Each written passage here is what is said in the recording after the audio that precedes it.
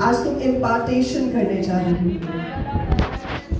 और परमेश्वर ने बहुत क्लियरली मुझे ये बात दिखाई कि ये टेरिटरी आपकी है। This territory belongs to you, my dear sisters, my dear friends. और ये टेरिटरी आपको वापस लेनी है प्रभु यीशु की महिमा के लिए। Hallelujah. This territory belongs to you. और आज मैं आपको एम्पावर करने आई हूँ प्रभु यीशु के नाम में, पवित्र आत्मा की सामर्थ के साथ, ताकि जो आपका है वो आप वापस हासिल कर सके प्रभु यीशु के जिंदा और जलाली नाम में। जितने लोग तैयार है वो कहेंगे मैं तैयार हूँ। जितने लोग तैयार है वो कहेंगे मैं तैयार हूँ। बोले परमेश्वर मुझे देखे, परमेश्वर मुझे छुए, परमेश्वर आज मुझे भर दे, मैं तैयार हूँ। देखिए परमेश्वर ने आज तक अपने उन्हीं लोगों को इस्तेमाल किया है जो लोग परमेश्वर के लिए तैयार होते हैं। मैं फिजिकल तैयारी या स्पिरिचुअल तैयारी की बात नहीं कर रही, मैं आपकी अवेलेबिलिटी की तैयारी की बात कर रही हूँ। और मैंने परमेश्वर को तब कहा था, जो आज आपने वीडियो में देखा है ये सिर्फ स्नैपशॉट है, अभी 50 और ऐसी पिक्चर्स हैं जो अभी हम डाल नहीं सके बिकॉज वो बहुत लंबी हो जाती। बट मैं आपको सिर्फ एक बात जो बताना चाहती हूँ कि जो कुछ भी परमेश्वर अपनी महिमा के लिए कर रहे हैं वो इसलिए कर रहे हैं क्योंकि एक ऐसी सुबह में जो मैं परमेश्वर को नहीं जानती थी और परमेश्वर ने मुझे छू लिया था, तो मैं चर्च की कुर्सी के नीचे बैठकर रोती हुई परमेश्वर को ये कह रही थी कि पिता मैं नहीं जानती आप कौन है, मैं ये भी नहीं जानती कि आपको पाया कैसे जा सकता है, मैं ये भी नहीं जानती कि आप तक पहुंचा कैसे जा सकता है, लेकिन जो भी आप हैं मुझे आप चाहिए। और जो भी आप हैं, क्योंकि जब आप मेरी जिंदगी में आएंगे तो कुछ तो होगा, तो जो आप कहेंगे मैं करने को तैयार हूँ। My life now belongs to you, Lord. And let me tell you one more secret. There had come a time, एक ऐसा समय आया था जो मुझे ऐसा लगता था कि मेरी जिंदगी खत्म हो जाने वाली। एक ऐसा टाइम था जबकि मैं अपने ऑफिस के ड्रॉअर में एक सुसाइड नोट रख के जाती थी और मुझे नहीं पता होता था कि अगले दिन मैं ऑफिस वापस जाऊंगी कि नहीं जाऊंगी। पर मेरी एक बहुत क्लोज कुलीग थी जिसे पता था कि मेरी लाइफ में क्या चल रहा है, और वो मुझे हमेशा पूछा करती थी तू घर पहुंच गई है। मेरी बहन मुझे हमेशा फोन करके पूछा करती थी दीदी तू घर पहुंच गई है, क्योंकि सबको ये लगता था कि ये ऊपर से तो बहुत अच्छी दिखाई देती है, बड़ी खुश रहती है, पर सिर्फ 2 लोगों को पता था कि मेरी लाइफ में क्या हो रहा है, और उसके अलावा सिर्फ परमेश्वर जानते थे और मैं जानती। तो वो लोग वर्रिड रहते थे कि ये घर पहुंची है कि नहीं पहुंची, के रास्ते में कहीं और चली गई है। और हमारे चंडीगढ़ में एक सुखना लेक है और मैं हमेशा जाकर वहां पर पैर भिगो के बैठ जाया करती थी और मुझे लगता था मैं अभी इसमें कूद जाऊं। बट मैं परमेश्वर का धन्यवाद देती हूँ, मैं वाकई में ही परमेश्वर का धन्यवाद देती हूँ, और मैं तहे दिल से परमेश्वर का धन्यवाद देती हूँ कि परमेश्वर टुकड़ों को जोड़कर खूबसूरती देने वाले उन्होंने मेरी जिंदगी में किया, वो आपकी जिंदगी में भी कर सकते हैं। और परमेश्वर का वादा सच्चा है कि जब मैंने सकेती में पड़े हुए अपने परमेश्वर को पुकारा तो उसने मुझे टच नहीं दिया, उसने मेरी सुधि ली और मुझे सब कष्टों से मुक्त किया और मुझे खड़ा करके उस जगह पर रखा जहां पर मैं ऊंचाई पर खड़ा होता। It's only the beauty of our Lord. Hallelujah. This is your day. आज का दिन, आज की शाम, आज की घड़ी, आज का समय आपके लिए है। Hallelujah. और अगर आप विश्वास करेंगे तो आप भी खड़े होकर परमेश्वर की महिमा के लिए इस्तेमाल किए जाएंगे। हालेलुया। मैं प्रभु का बहुत धन्यवाद देती हूँ कि परमेश्वर ने ये मौका दिया। He has given us the opportunity to meet each other and come together to worship Him. परमेश्वर के नाम की महिमा के लिए हम इकट्ठे हो पाए, और पास्टर लॉजी का, उनके परिवार का, पास्टर नैनन का, आपकी कलीसिया का, हाईएस्ट प्रेज चर्च का बहुत धन्यवाद देना चाहती हूँ कि उन्होंने परमेश्वर की आवाज को सुना। Thank you so much pastor ji. I take time, मैं ऐसे ही नहीं मीटिंग्स पे चली जाती, I take time, I pray about it and then I start off my work. जब मुझे परमेश्वर कहते हैं go, I go, when he says don't go, I don't go. Hallelujah. And that's what is required. Amen. कितने लोग तैयार हैं जी आज के वचन के लिए? जितने लोग तैयार हैं बोले मैं तैयार हूँ। अपने हाथों को हिलाए और कहीं मैं तैयार सकते हो। आज मैं अथॉरिटी के बारे में बात करने जा रही हूँ, अधिकार के बारे में। मुझे माइक थोड़ा दूसरा मिलेगा जिससे मैं थोड़ा घूम सकूं, because I'm very confined to this place. हाँ, ये वाला माइक दे दें, I think this would be better. हाँ, this would be good. तो आज मैं आपके साथ अथॉरिटी के बारे में बात करने जा रही हूँ, अधिकार के बारे में। इसका वॉल्यूम इंक्रीज कर देंगे थोड़ा और इसे आप ऑफ कर दीजिए। ओके ओके, इसका वॉल्यूम आई थिंक अगर मोर या थोड़ा आवाज बढ़ा दीजिए। आई नीड मोर वॉइस या थोड़ा और बढ़ा ताजी। I think this is better. Base बढ़ा दें इसका थोड़ा सा, बिकॉज वो आवाज ओके अभी ठीक है। हाँ जी, आपको क्लियर सुनाई दे रहा है? ऐसा लगता है वो आवाज तभी तभी है। थोड़ा सा इसको बेटर कर देंगे। Hallelujah hallelujah. हाँ जी, perfect, thank you so very much, God bless you brother.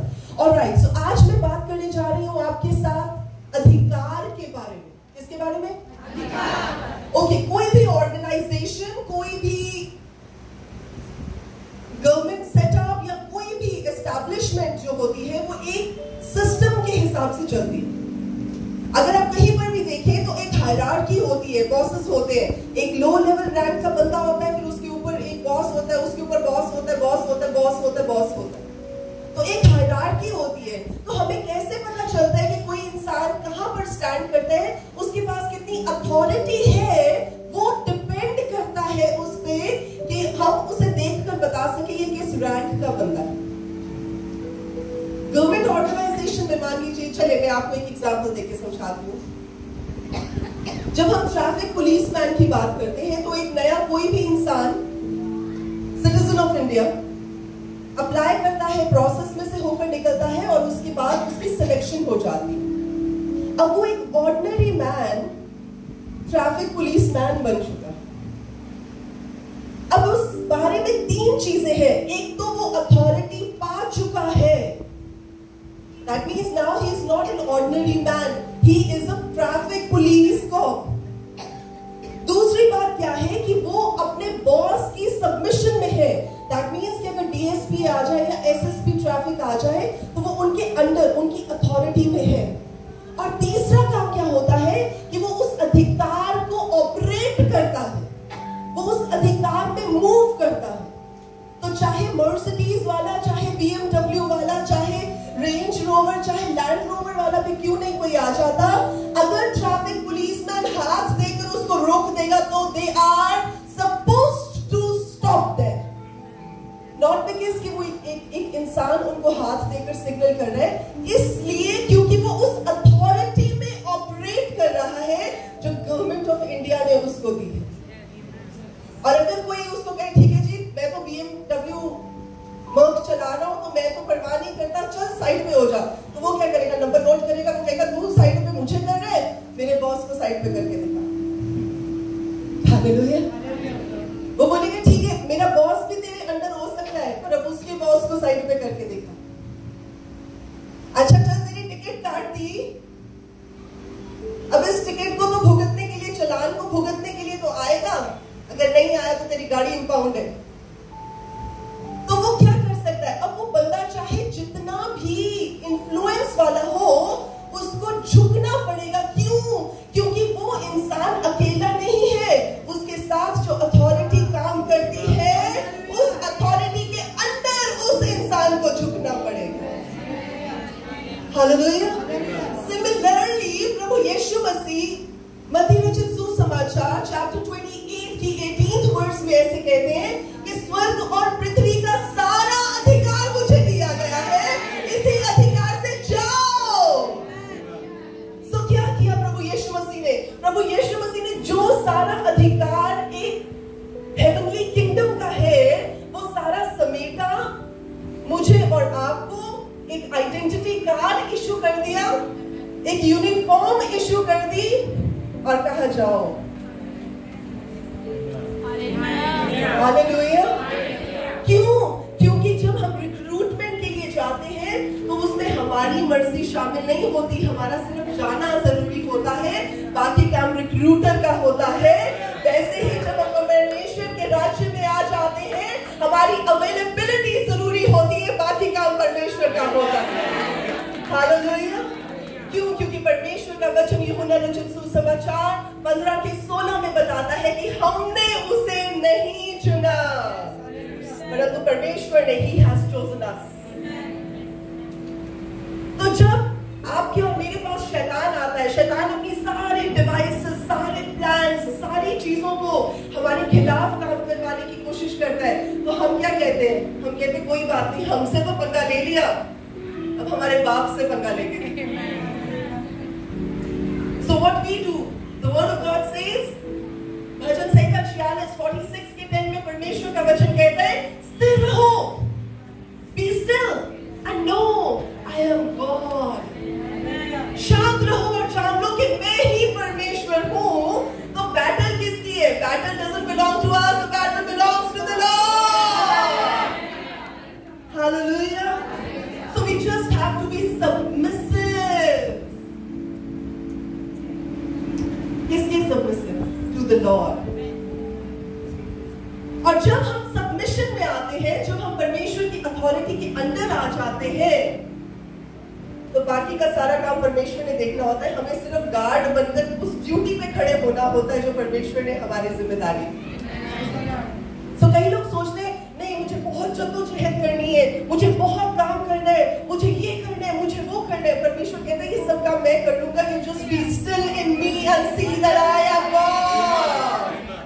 Because no matter हम जितनी भी कोशिश कर ले, हम जितने भी काम कर ले, परमेश्वर का वचन बताता है हमारे भलाई के काम परमेश्वर के सामने मैले चीथड़ों के समान है।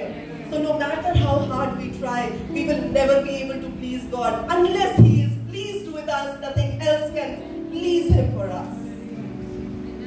Hallelujah. But the question is, आज हम में से कितने लोग उस अथॉरिटी को समझते हैं, उस अथॉरिटी को पाते हैं, उस अथॉरिटी के अंदर ऑपरेट करते हैं और उस अथॉरिटी के निमित्त अपनी चाल चलते हैं? That is the question। जब हम परमेश्वर के वचन को जेम्स की किताब 4:7 में पढ़ते हैं, जेम्स चैप्टर 4:7, वहां लिखा है सबमिट टू द लॉर्ड। परमेश्वर के सामने अधीन हो जाओ और शैतान का सामना करो, तो वो तुम्हारे सामने से भाग जाएगा। That means शैतान का सामना मैं और आप अकेले नहीं कर सकते। He is not a match for us, और we are not a match for him। पर जिसकी अथॉरिटी में हमें खड़े किया गया है, वो तो ऑलरेडी शैतान को हरा चुका है। Hallelujah। Okay, we come back to the organizational structure। Her establishment का, हर ऑर्गेनाइजेशन का एजेंडा होता है, मिशन होता है, मिशन स्टेटमेंट्स होती है, विजन होता है। अगर ट्रैफिक पुलिस में आया बता, अगर आर्मी में आया, डिफेंस सर्विसेज में किसी भी विंग में आया, तो एक मुद्दा है कि आपको क्या करना है, what is required of your life. वैसे ही जब परमेश्वर ने मुझे और आपको चुन लिया,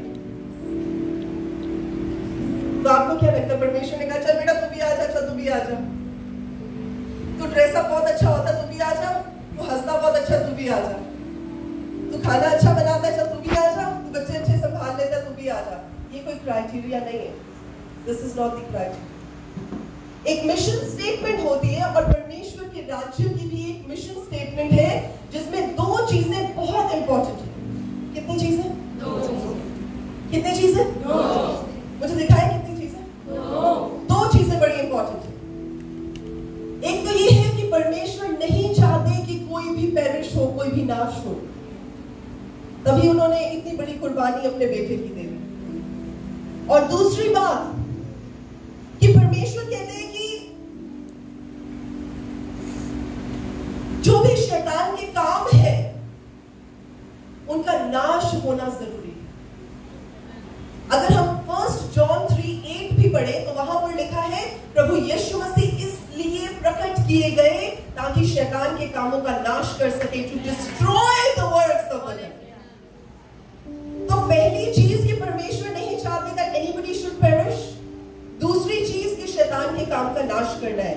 तो जिस आप किंगडम के रिक्रूट हो चुके हो,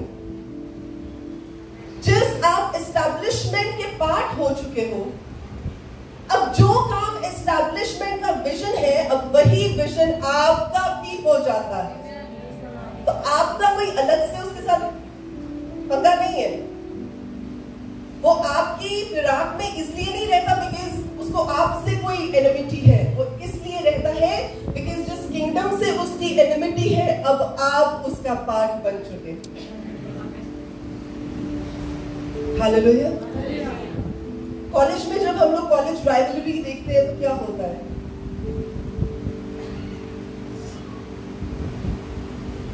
दो ग्रुप्स होते हैं, इक्वली पावरफुल ग्रुप्स। और अगर कोई नया बच्चा कॉलेज में आता है तो वो उसको चूज करना पड़ता है कि मैं कौन से वाले ग्रुप में जाऊं। अगर ए ग्रुप में जाता है तो बी वाले वैसे ही उसको दुश्मन बना लेते हैं, हालांकि उसने दुश्मनी जैसा कुछ नहीं किया। बी में जाता है तो ए वालों का दुश्मन बन जाता है, उसने कुछ किया नहीं, क्योंकि वो उनके ग्रुप का पार्ट है, इसीलिए अब वो उनका दुश्मन बन चुका है। तो जब मैं और आप परमेश्वर को नहीं जानते थे तब शैतान को कोई प्रॉब्लम नहीं, क्योंकि तब तो हम वही कर रहे थे जो हम संसार में करते आए थे।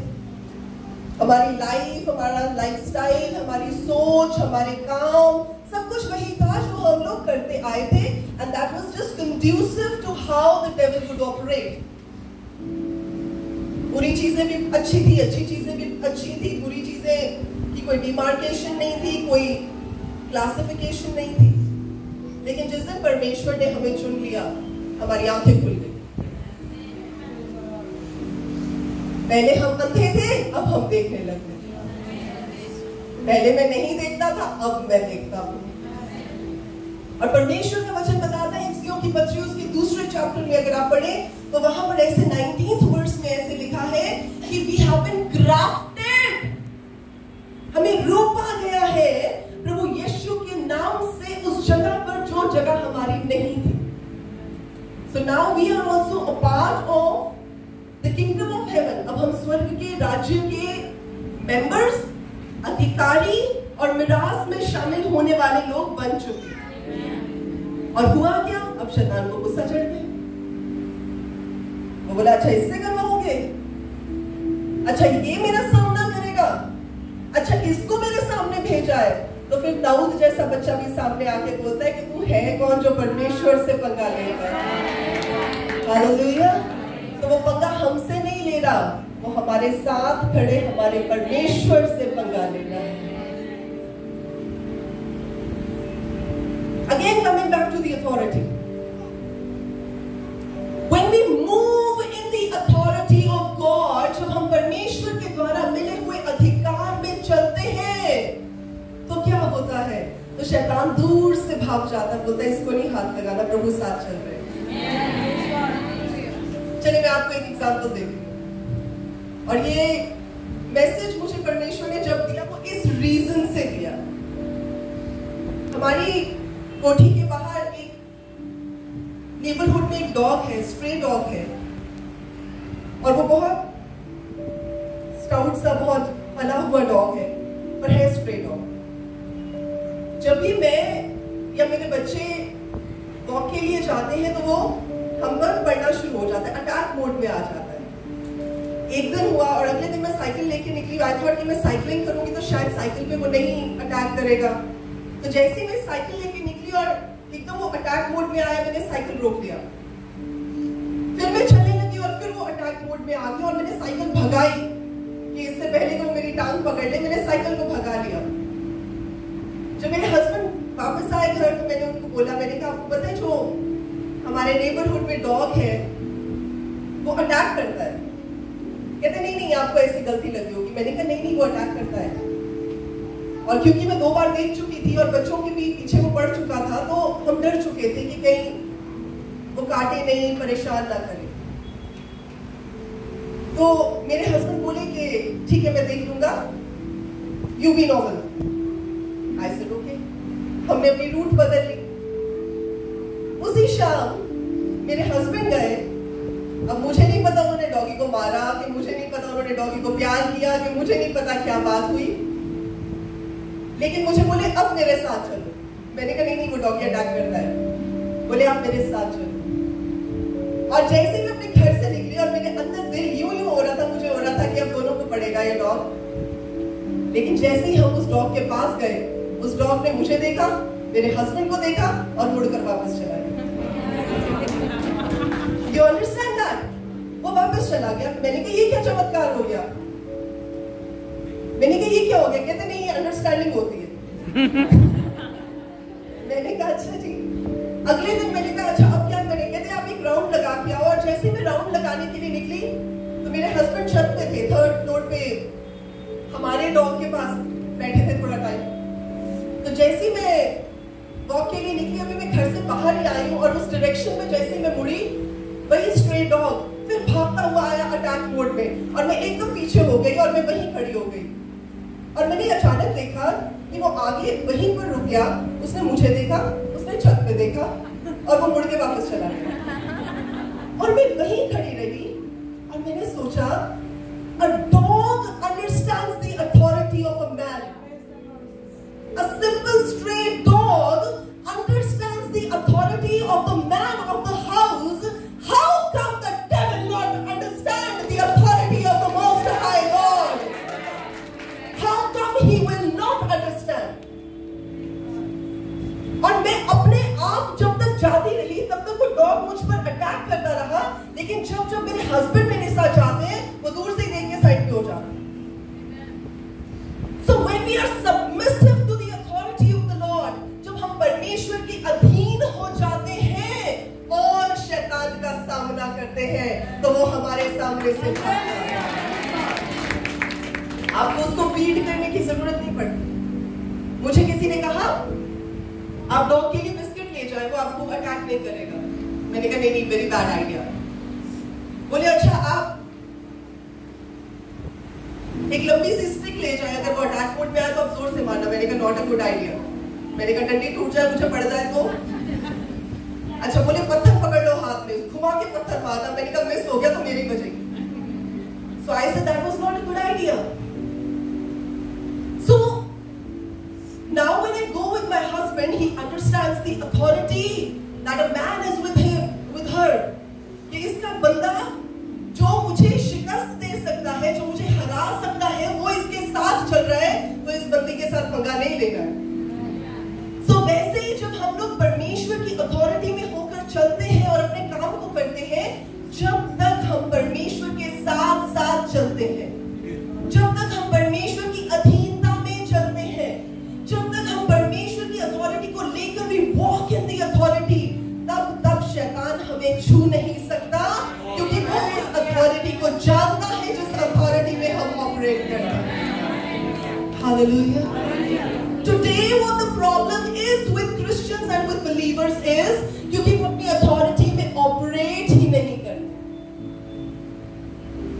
ठप्पा तो लग गया, हम विश्वासी हैं, स्टैम्प तो हो गई कि ठीक है नया जन्म पा लिया, we are born again Christians, we are this, we are that, we have the rank and the identity। but problem क्या है? अब जरा सोचें, ट्रैफिक पुलिसमैन, अगर कोई इंसान उसके सिग्नल देने पर गाड़ी ना रोके तो वो रोता हुआ अपने सीनियर के पास नहीं चला जाता कि लोग रुकते नहीं है जी, मैंने हाथ दिया लोग रुके नहीं, मैंने विसल मारी लोग रुके नहीं। उसका सीनियर उसको क्या बोलेगा? You are a man of authority, use your authority। Similarly जब आप और मैं रोते हुए परमेश्वर के पास जाते, प्रभु ये हो गया, प्रभु वो हो गया, प्रभु ऐसा नहीं हो रहा, प्रभु वैसा नहीं हो रहा, तो प्रभु क्या कहते हैं? Use your authority। Hallelujah। परमेश्वर कहते हैं लूका रचित सुसमाचार, the book of according to the gospel of Saint Luke chapter 10 verse 19, सारी अथॉरिटी परमेश्वर ने दे दी है। वो अथॉरिटी जो कि सांपों और बिच्छुओं को रोकने की अथॉरिटी है, शैतान की सारी सामर्थ के ऊपर अथॉरिटी है, वो हमें मिल चुकी है। The only difference is that we don't use it where it has to be used। इसलिए आज भी जो विश्वासी लोग हैं वो रो रहे हैं उन्हें समझ नहीं आती, वो कभी कहीं जाते प्रार्थना के लिए, कभी कहीं जाते, कभी किसी से प्रार्थना करवाते, कभी किसी से प्रार्थना करवाते। But God says, use your authority. कुछ साल पहले ऐसा हुआ कि I was combating a very difficult spiritual battle. और मैं शहर से बाहर थी और मैं उस टाइम पे परमेश्वर को बोल रही थी, प्रभु प्लीज कुछ करो, किसी को बोलो मेरे लिए प्रार्थना करने के लिए, मैं प्रार्थना नहीं कर पा रही, प्रभु कुछ करो, प्रभु कुछ करो। रात के 12 बज चुके थे और मैं प्रभु को कह रही थी, कुछ करो, कुछ करो, किसी को बोलो, फोन कर ले, मुझे प्रार्थना की जरूरत है इस टाइम पे। परमेश्वर चुप, there was no answer। मैंने कहा प्रभु आपने अकेला छोड़ दिया इस मुसीबत में, किसी को तो बोलो। परमेश्वर ने बोला, I have equipped you, मैंने तुम्हें सामर्थ्य दी है, use the authority, उस अथॉरिटी को इस्तेमाल करो। और जैसे ही मैंने परमेश्वर की आवाज को सुना, मैं एकदम शॉक्ड हो गई। मैंने कहा ठीक है प्रभु, खुद ही लड़ना पड़ेगा। And I started it off from there. The Spirit of the Lord came so heavily upon me कि वहां से शुरू किया और पता चला गढ़ किसी और शहर में टूटने शुरू हो गए, प्रभु यीशु के नाम। Hallelujah. प्रॉब्लम क्या है? We look for respite in people, we look for respite in other things। हम कहीं और अपना सहारा ढूंढने की कोशिश करते हैं, किसी और के लिए हम कहते हैं जी हमारी लड़ाई को आप कर ले। पर परमेश्वर कहते हैं I have given you the authority, I have given you the power। और सबसे ज्यादा बात बड़ी ये है कि परमेश्वर ने अपना पवित्र आत्मा हमको दे दिया है, जिसके आगे शैतान की कोई ताकत, कोई शक्ति, कोई सामर्थ काम नहीं कर सकती। आप ये सोच के देखिए कि जब प्रभु यीशु मसीह ने जी उठना था, when he was about to get resurrected, शैतान भी ये बात जानता है, क्योंकि प्रभु यीशु मसीह बार बार he had been prophesying about his resurrection, वो अपने जी उठने के बारे में बार बार कहते रहे। तो ऑब्वियसली शैतान भी जानता था। अब जरा इमेजिन करके देखो, उस टूम के बाहर, जिस टूम में प्रभु यीशु मसीह की लाश पड़ी थी, और तीसरे दिन प्रभु यीशु मसीह ने जी उठना था, तो शैतान ने अपनी सारी फोर्स को, अपनी सारी आर्मीज को, अपनी सारी पावर को ऑल ओवर द वर्ल्ड से कलेक्ट करके वहां भिजवा दिया होगा कि ना तो ये टूम का दरवाजा हटे और ना ही वो बाहर आ सके। लेकिन जब परमेश्वर यीशु मसीह जी उठे, तो शैतान की सारी पावर भी उन्हें नहीं हरा सकी और टूम का दरवाजा भी हटाने से कोई रोक नहीं सका। तो आज वही power of resurrection is available for you and for me through the spirit of the Lord. Hallelujah. जितने लोग इस बात पे विश्वास करते हैं वो जोर से बोलेंगे आई बिलीव। परमेश्वर, मैं विश्वास करता हूं, करती हूं कि वही रेजरेक्शन पावर, वही पुनरुत्थान की सामर्थ जो प्रभु यीशु मसीह के लिए अवेलेबल थी, आज मेरे लिए अवेलेबल है। It is the same power, Lord doesn't change. परमेश्वर बदलते नहीं है। ये नहीं था कि प्रभु ने उस दिन कर दिया, अब प्रभु बोले नहीं मेरी मर्जी, मैं नहीं करता। He is a never changing God. And what he says he does, because he is no man who would lie. वो मनुष्य नहीं है जो झूठ बोलेंगे। और जब परमेश्वर ने कह दिया तो परमेश्वर ने कर दिया, और जब परमेश्वर ने कर दिया तो हमने हासिल कर लिया, क्योंकि परमेश्वर सदा एक जैसा रहने वाला परमेश्वर है। Hallelujah. Where is your authority? Where is your authority?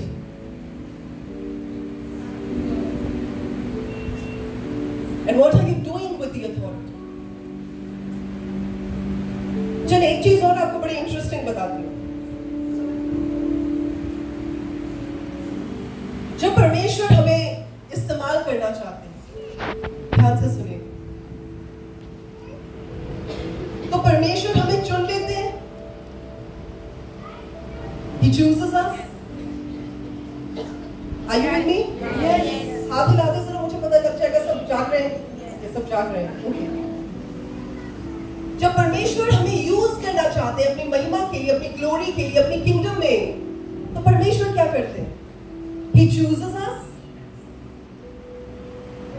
and he uplifts us. He uplifts us. क्यों? क्योंकि हमारी लड़ाइयाँ यहाँ नहीं लड़ी जाती, हमारी लड़ाइयाँ यहाँ पर लड़ी जाती हैं. और परमेश्वर का वचन इफिसियों की पत्री उसके 6th चैप्टर की 10 आयत से अगर आप पढ़ना शुरू करते हैं, 10, 11, 12 में ऐसा लिखा है कि परमेश्वर की शक्ति के प्रभाव में बलवंत बनो, क्योंकि हमारा ये युद्ध लहू और मांस का नहीं है, पर किससे है? हायर अथॉरिटीज से, प्रिंसिपैलिटीज से, ऑफ डार्कनेस के साथ. और यहाँ पर हमारी लड़ाइयाँ होती हैं, तो परमेश्वर यहाँ पर पड़े नहीं रहने देते. परमेश्वर यहाँ से यहाँ उठाकर यहाँ हमारी लड़ाइयों को लड़ने वाले परमेश्वर. And we have ample amount of evidence, ample amount of evidence from the book जो परमेश्वर ने खुद लिखवाई है. दाऊद को परमेश्वर ने शेफर्ड बॉय नहीं रहने दिया, परमेश्वर ने उठाकर राजा बना दिया, क्योंकि वो अथॉरिटी के साथ लड़ेगा, क्योंकि वो परमेश्वर के साथ खड़ा रहने वाला इंसान है. मोसेस को परमेश्वर ने स्लेवरी में पड़े नहीं रहने दिया, परमेश्वर ने स्लेवरी से उठाकर महल में ला दिया. क्यों? क्योंकि परमेश्वर हायर पोजीशंस में ले जाने वाले परमेश्वर है, ऊंचा उठाने वाले परमेश्वर. यूसुफ को, जोसेफ को परमेश्वर ने प्रिजन में पड़े रहने नहीं दिया, जेल में पड़े रहने नहीं दिया, उसे ऊंचा उठा दिया. क्यों? क्योंकि परमेश्वर अथॉरिटी में इस्तेमाल करने वाले परमेश्वर है. एस्तर को परमेश्वर ने एक स्लेव गर्ल नहीं रहने दी. How many Esthers do we have here? We are not bound by the slavery things. We are bound by the love of Christ, and it takes us higher above. तो परमेश्वर ने एस्तर को नीचे पड़े नहीं रहने दिया, उसको अथॉरिटी दी, उसको हायर पोजीशन दी, ताकि वो काम कर सके जो परमेश्वर उससे करवाना चाहते. डैनियल को परमेश्वर ने नीचे पड़ा नहीं रहने दिया था. आए तो वो बंधुआई में थे. जब इजराइल के ऊपर हमला हो गया, नबूकदनेस्सर राजा उन सबको बंदी बनाकर ले आया, तो वो बंदी नहीं बने रहे. He was promoted, he was lifted up by the Lord in a place of authority where he could do the will of God. तो जब परमेश्वर मुझे और आपको चुनते हैं, बिल्कुल वैसे ही जैसे एक नॉर्मल, जैसे एक ऑर्डिनरी बंदे को गवर्नमेंट ऑफ इंडिया चुन लेती है और उसको रैंक्स दे देती है. अब आप आर्मी में आ गए, अब आप ऑर्डिनरी सिविलियन नहीं रहे. Now you are a defence personnel, you are an army man. आप कैप्टन बनते, आप मेजर बनते, आप लेफ्टिनेंट कर्नल बनते, आप कर्नल बनते, आप ब्रिगेडियर बनते. क्या है? आपके रैंक्स बढ़ते चले जाते हैं depending on the faithfulness that you have shown in your previous rank. And that's exactly in the kingdom of God. Authority यहाँ से शुरू होती है, और जो आप थोड़े में विश्वास योग्यता दिखाते हो, जो आप कम में फेथफुलनेस दिखाते हो, तो परमेश्वर बढ़ा बढ़ा के यहाँ ले आते हैं, ताकि आपकी और मेरी लड़ाइयाँ लड़ने का तरीका, आपकी और मेरी लड़ाइयाँ लड़ने का माहौल बदल जाए. तो फिर उस टाइम पे ये नहीं होता, हाय मेरे घर में प्रॉब्लम है, हाय मेरे बच्चे नहीं पढ़ रहे, हाय मेरा हस्बैंड नहीं काम कर रहा.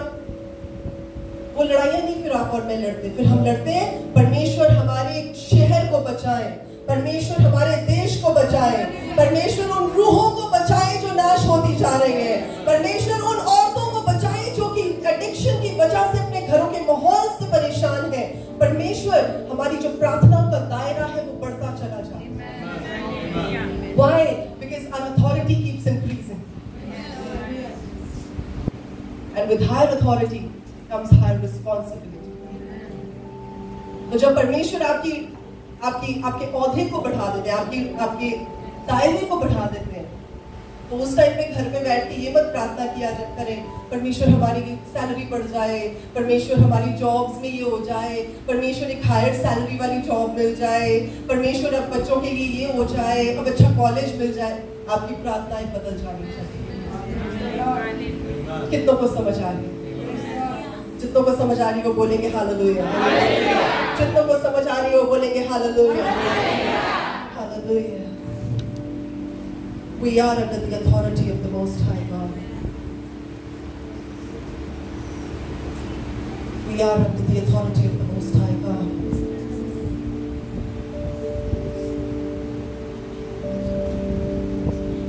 And the enemy knows that.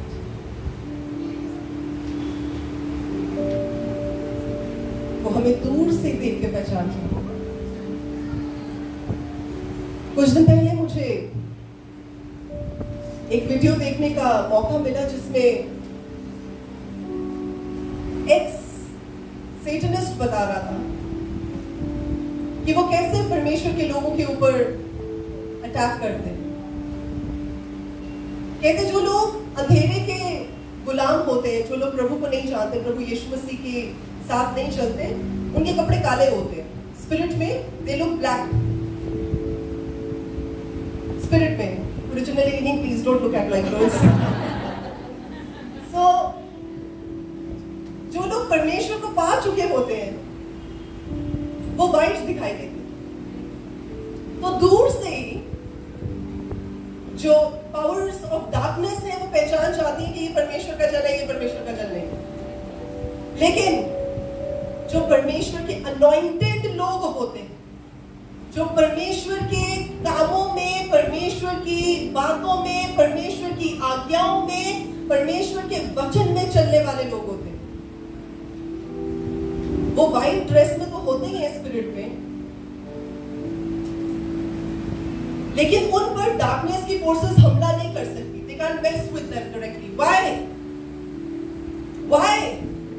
Because उन लोगों के आसपास या तो आग का दायरा रहता है, नहीं तो परमेश्वर की महिमा का सर्कल रहता है, और शैतान की कोई भी ताकत जाके उन्हें छू नहीं सकती। तो करते क्या है, क्योंकि वो आपको और मुझे डायरेक्टली नहीं छू सकते, तो वो क्या करेंगे, वो उस चीज को छुएंगे जो हमारे साथ किसी भी तरीके से जुड़ी हुई है और अभी भी वो परमेश्वर में मजबूत नहीं है, क्योंकि वो डायरेक्टली मुझे और आपको नहीं छू सकते। तो वो क्या करेगा, कमजोर कड़ी को ढूंढेगा। उन्हें पता है कि अगर इसको छेड़ा जाएगा ये अपने आप छिड़ जाएगी। क्यों? क्योंकि इसको डायरेक्टली तो छेड़ा नहीं जा सकता, जैसे तोते की नहीं, जैसे राजा की जान तोते में थी।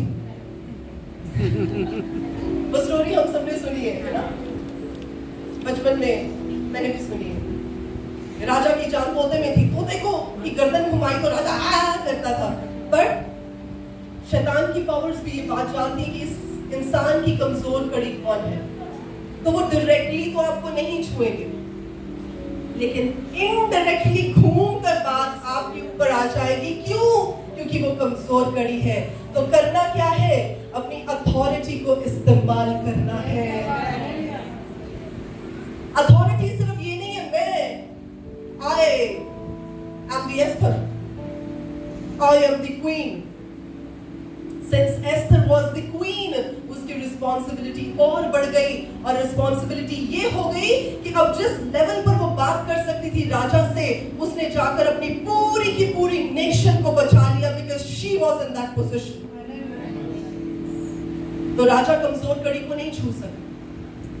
Similarly, when we are the Esthers in the kingdom of God, तो उस कमजोर कड़ी के ऊपर भी अपनी अथॉरिटी हमें एक्सरसाइज करनी है, पावर्स ऑफ डार्कनेस को नहीं करने देनी।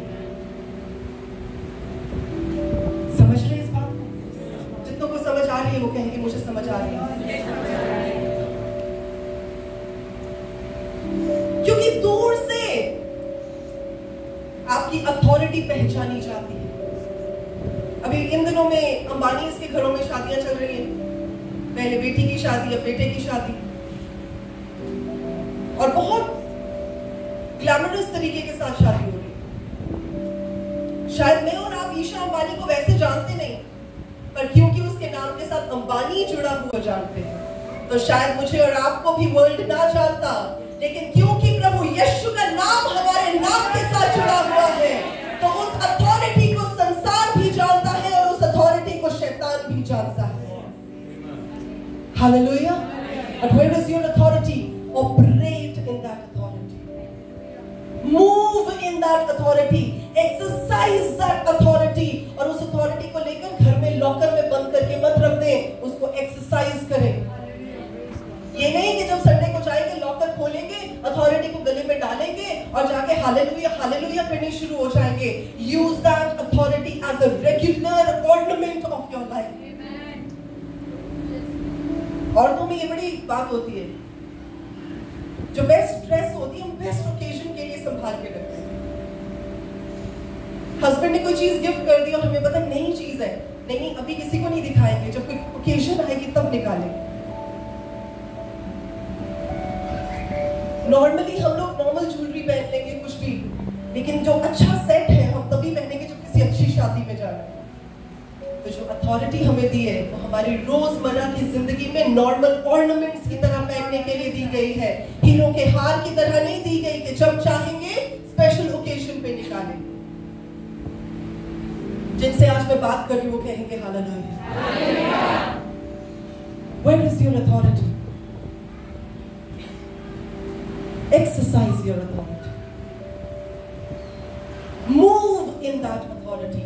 और जब तक आप परमेश्वर की सबमिशन में, परमेश्वर के साथ साथ परमेश्वर की अधीनता में होकर चले, तब तक शैतान आपको छू भी नहीं सकता। हालेलुया। तभी वचन में लिखा है, जब भजन संहिता 91 चैप्टर हम पढ़ते हैं तो उसके फर्स्ट वर्स में ऐसे लिखा है, He who sitteth dwelleth in the secret place of the Most High God.